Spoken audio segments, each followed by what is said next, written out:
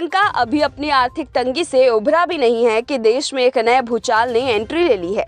आपको बता दें कि पूरा देश चीन की दोस्ती के चंगुल में फंसकर बर्बाद हो चुका है।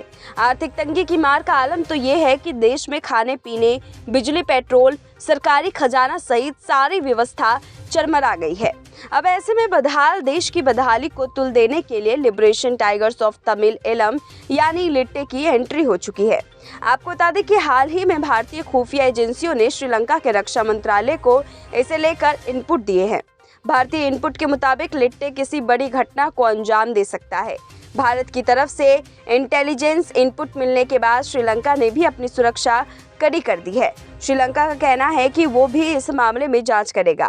हालांकि शुरुआत में तो श्रीलंका के रक्षा मंत्रालय ने इस रिपोर्ट का खंडन करते हुए भारत से कोई भी इनपुट न मिलने की बात कही थी, लेकिन इसके बाद आखिर में श्रीलंका के रक्षा मंत्रालय ने इस रिपोर्ट के दावे की गहनता को समझते हुए और जांच प्रक्रिया तेज कर दी। आपको बता दें कि भारत की तत्परता को देखकर श्रीलंका में भारत सराहा जा रहा है और वाहवाही भी हो रही है। इस मुश्किल घड़ी में भारत हमेशा श्रीलंका के साथ खड़ा रहा। बहरहाल यहाँ आपको लिट्टे क्या है और देश को इससे खतरा क्यों पहुंच सकता है, ये भी आपको समझा देते हैं। लिट्टे श्रीलंका से अलग एक स्वतंत्र तमिल राष्ट्र के लिए आंदोलन करने वाला संगठन है। श्रीलंका में 70 के दशक में लिट्टे अपना सिर उठाने लगा था। अपनी मांग को लेकर धीरे धीरे लिट्टे का आंदोलन उग्र और हिंसक होता जा रहा था। 1983 में लिट्टे के लोगों ने जाफना में 13 श्रीलंकाई सैनिकों की हत्या कर दी। इस वजह से हिंसा और भड़क उठी।